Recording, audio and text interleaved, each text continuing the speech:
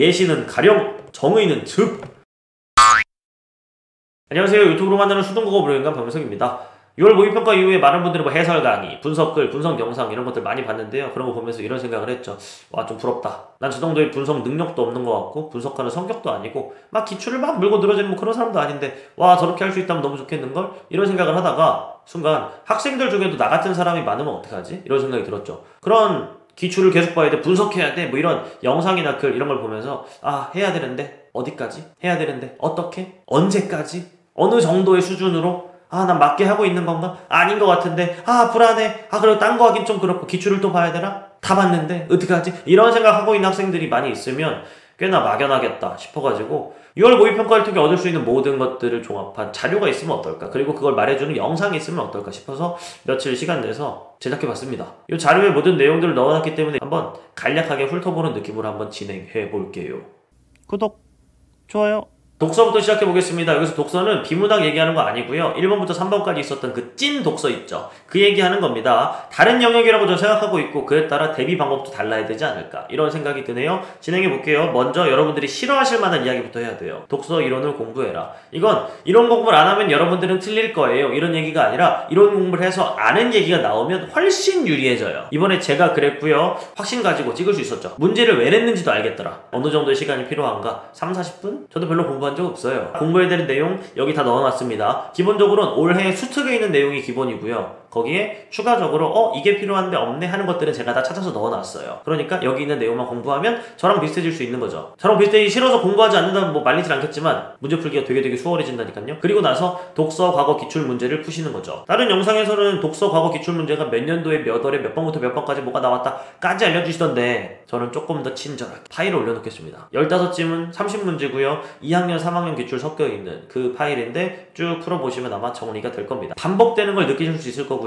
첫 번째, 독서 이론 진짜 나오네. 두 번째, 조선시대의 실학자 글들이 자꾸 나오네. 요 두 가지. 그거에 따라 나름의 풀이 전략도 수립할 수 있겠죠. 이래놓고 9월에 안 나오면 놀라면 되죠. 공부하고 놀라는 게 낫지. 준비하세요. 이런 식의 준비가 최선이 아닐까 하는 생각이 드네요. 넘어가 보겠습니다. 비문학. 기출이든 사설이든 어떤 지문은 우리에게 행동에 대한 교훈을 줍니다. 그 교훈을 받아들이는 것. 그게 바로 분석이겠죠? 비문학. 첫 번째, 이 PCR 지문에서 첫 번째 우리의 교훈은 뭐냐면 지문이 번호 붙이기를 요구할 때가 있다. 근데 우린 안 한다. 그냥 읽고 쭉 넘어간다. 그럼 불리하다. 못 푼다가 아니라 불리하다예요. 1, 2, 3, 4 번호 붙이면 좋았던 거 대표적인 거 뭐 한 가지만 볼까요? 쭉 여기까지가 1번이에요. 그리고 2번 찍고 1번을 읽는 건데 이렇게 하면 1번의 내용이 있고 2번 전까지의 내용은 다 1번의 내용이야 를 알게 되기 때문에 표적 DNA와 주형 DNA의 관계를 알기가 되게 편했습니다. 그래서 프라이머 보자마자 나왔죠? 그 다음에 올라타서 내용을 바로 판단하기가 되게 쉬웠던 그런 내용 말씀드릴 수 있고요. 또 DNA 종합효소가 두 가지 일이나 하는구나. 이 뉴클레오타이드는 독자적으로 무언가를 하지는 않는구나. 이런 내용까지 알 수 있게 되는 뭐 그런 지문이었죠. 번호 붙이기를 요구하면 그대로 하자. 얻을 수 있는 이득은 다양하지만 분명히 얻을 수 있을 것이다. 여기에 관련 기출도 넣어놨고 번호는 붙여놨는데요. 이 관련 기출들은 그냥 읽어봐라. 생색내려고 넣어놓은 게 아니고 이걸 찾아서 그대로 풀어보셔라 하는 메시지예요. 그냥 여기서 끝내지 마시고 이 연도를 찾아서 뽑아서 푸세요. 그러면 이득 볼 겁니다. 이 행동에 대한 어떤 강한 메시지를 받을 수 있을 거고요. 실제로 이런 비슷한 지문이 이후에 나오면 그게 수능이든 뭐든 간에 나오면 그 행동을 할 수 있는 사람이 될 거예요. 과정이 나오면 바로 정리하자. 과정을 괜히 머릿속으로 무언가 하려고 하지 말고 머릿속으로 이해하면 당연히 좋겠지만 일단 정리는 선택이 아니라 필수다. 단 연습이 필요하긴 하다. 꽤나 줄여서 요약적으로 정리할 수 있는 사람이 되어야 하고 정리를 잘못하는 사람은 아니어야 한다. 정리를 잘못하면 그 순간 그냥 문제를 맞힐 수 없는 그런 사람이 되어버리니까 연습 시기부터 먼저 준비를 해야 한다. 이런 말씀 드리고 싶고요. 과정 정리가 필요한 지문 3개 넣어놨으니까 꼭 해보시길 바랄게요. 지나갈게요. 비교되죠. 그동안은 차이점이나 둘 사이가 갈라지는 그 기준들이 중요했던 거 맞습니다. 근데 이번엔 공통점도 되게 중요해서 이거 가지고 문제가 하나 풀리던데요? 전통적인 PCR이든 실시간 PCR이든 PCR이다. 그냥 1문단에 근거가 있는데 이게 중요한 게 아니라 둘 다 PCR이니까 PCR에 관한 기본적인 내용이 중요했던 거고 그게 1문단에 있었던 거잖아요. 공통점 중요하다. 차이점에만 집중하는 그런 사람들을 저격하는 문제가 나왔다. 그런 그러니까 우린 공통점도 중요함을 명심해야 되지 않는가. 기출지문에 딱히 엄청나게 요 내용과 통하는 건 없긴 한데 공통점도 중요해를 보여줄 수 있는 두 가지 세트 넣어놨으니까 얘도 꼭 찾아서 풀어보세요. 넘어갑니다. 비례반비례 정리를 하되 이해가 중요하다. 비례반비례를 그냥 무지성으로 하다 보면 비례반비례 체크했는데 하다 틀려요. 보세요. 여기에서 끊고 이해했어야 돼요. 왜? 시그널은 뭐냐면 달라진다예요. 커진다 작아진다 아니고 달라진다 이러니까 앞에 나왔던 비례반비례 정보 가지고 얘까지도 한번 계산해봐. 뭐로 인해 커지고 뭐로 인해 작아질까? 이런 것들을 물어본다고요. 물어보면 그거에 따라 답하고 넘어가야 돼요. 그러면 문제 풀 때 훨씬 편했을걸요? 17번 문제의 내용입니다. 그리고 요거 오버슈팅이라는 거 관련한 내용을 담은 지문인데요. 여기에 나와있는 요 비례반비례를 쭉 정리하죠. 그런 다음에 여기서 보면 또 변동할 것으로 이러죠. 묻는 거예요. 그럼 변동 어떻게 되니? 하면 금리는 떨어지죠. 떨어지면 어떻게 되니까지 해서 오버슈팅이 일어나요 까지 결론을 내야 문제가 좀 쉽게 풀리는 이런 거였기 때문에 그 순간에 그냥 비례반비례 하고 끝내지 말고 각각의 관계성을 살펴서 결론을 좀 낼 수 있는, 이해를 하고 무언가 내가 할 수 있는 게 생기는 그 정도의 어떤 문제풀이는 이루어져야 되지 않을까, 이런 교훈을 주는 이런 부분이 있더라고요. 관련 기출 풀어보시고요. 넘어갑니다. 가나 복합지문 한 번에 읽고 풀게끔 자꾸 문제에서 요구하는 것 같긴 한데 여전히 가와 나 지문은 너무나 달랐고 또 복합적으로 이렇게 문제를 내더라도 가 부분과 나 부분이 너무나 정해져 있더라. 그래서 아직은 가 따로 나 따로 좀 생각을 하면서 마지막에 합치는 식으로 문제풀이가 이루어져야 되지 않을까, 이런 생각이 드는 내용이 있더라고요. 개념 사례 구조 꼭 말하고 싶었어요. 개념이 나오고 사례가 나온다. 개념은 어렵습니다. 사례는 그보다 쉽고요. 그럴 때 어떻게 읽어야 되는가? 개념에서 이해 시도한다. 성공하든 실패하든 사례를 읽는다. 사례를 읽고 무조건 이해해야 된다. 그리고 돌아가야 한다. 이 내용이에요. 돌아가서 개념을 다시 보면서 아까 몰랐는데 이런 내용이 있구만, 이게 돼야 돼요. 그래야 문제를 풀죠. 사례만 보고 대충 이러고 넘어가면, 즉 회귀하는 과정 없이 이렇게 지나가 버리잖아요. 그러면 약해요. 개념에 대한 이해가 약하기 때문에 무너져요. 이해가 돼야 추론도 하고 뭣도 하는 겁니다. 돌아가서 다시 확인하는 느낌이 중요했다. 여기에 있는 개념은 뭐에 대한 개념이었냐면 인과적 과정의 조건에 대한 개념을 먼저 제시합니다. 근데 알아듣기 힘들게 제시했죠? 사례가 엄청 길어요. 사례를 다 읽고 나서 돌아가서 다시 한번 생각해야 된다고요. 배워 물었으니까 물리적인 그게 끝까지 가야 인과적 과정이니까 과정 1만 되고 과정 3은 안 된다고?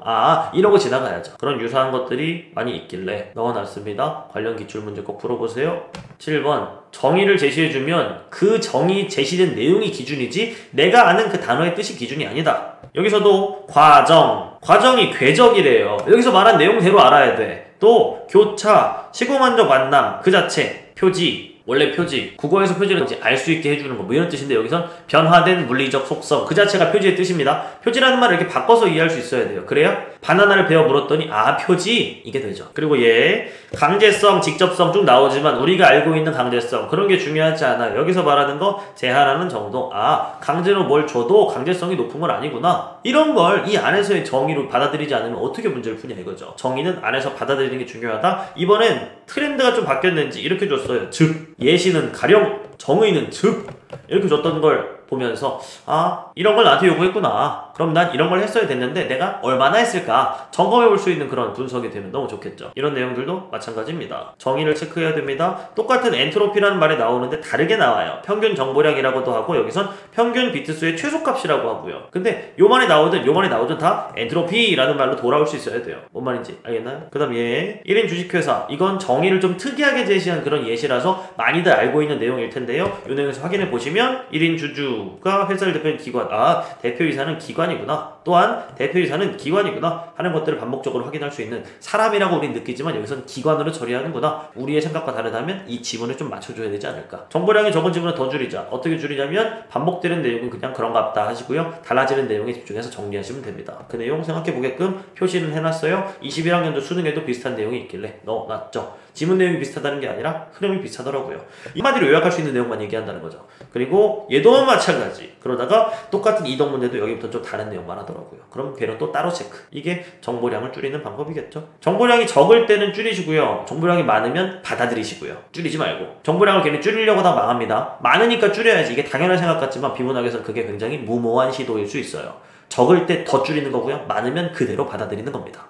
이해가 다 돼도 키워드는 체크하자. 왜? 찾아서 문제를 풀어야 될 수 있으니까. 정확히 얘가 그 찾아서 풀어야 되는 그런 포인트들을 다 밑줄 쳐놓은 건데 꽤나 많긴 했죠. 근데 이 문단이 모여있기 때문에 이 문단에서 각각의 내용들을 딱딱딱 찾아서 바로바로 풀 수 있는 그런 문제가 아니었다 싶고요. 비슷한 내용이 있길래 또 넣어놨으니까 관련 기출문제 꼭 풀어보시기 바랍니다.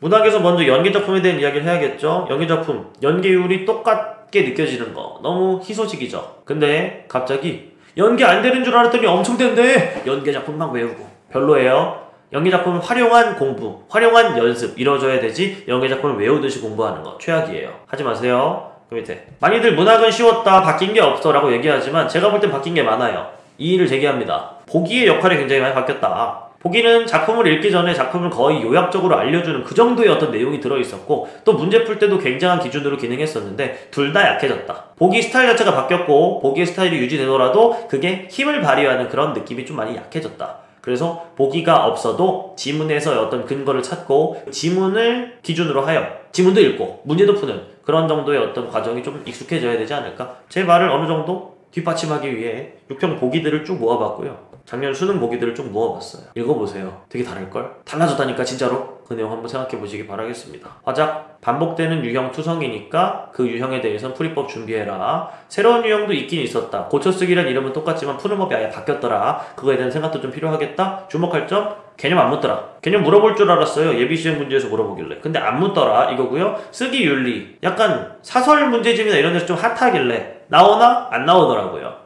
예비시험 문제는 어떻게 나왔었는데 얘가 바로 개념 묻는 문제였고 쓰기 윤리 묻는 문제였습니다. 한번 생각해보세요. 언어 쉬웠다 하는데 왜 쉬웠다고 하는 건지 그 말뜻은 좀 받아들일 필요가 있겠죠. 쉬웠다의 의미는 나오던 게 나왔다, 나올 만한 게 나왔다, 누구나 그 단원에서 예상하는 내용들이 나왔다. 함정까지도 굉장히 클래식했다 이런 내용들이니까 왜 쉽다고 하는지만 쭉 한번 써놨으니까 한번 보세요. 그리고 매체 중요하겠죠. 매체의 어떤 시사점, 매체 관련 개념 공부를 요구하지 않더라. 근데 매체에 관련 개념 공부가 되어 있으면 조금은 쉽게 풀 수 있는 문제가 2문제 딱 있더라. 나머지는 단순 내용을 치더라. 그리고 그 마지막 한 문제 합법과 장문이더라. 이런 분석 해볼 수 있을 것 같아서 내용 넣어놨고요. 매체 지식을 갖고 풀면 더 좋다 하는 건 지식을 갖는다는 건 정확히 이 2가지에 대해 생각할 수 있다 까진 것 같아요.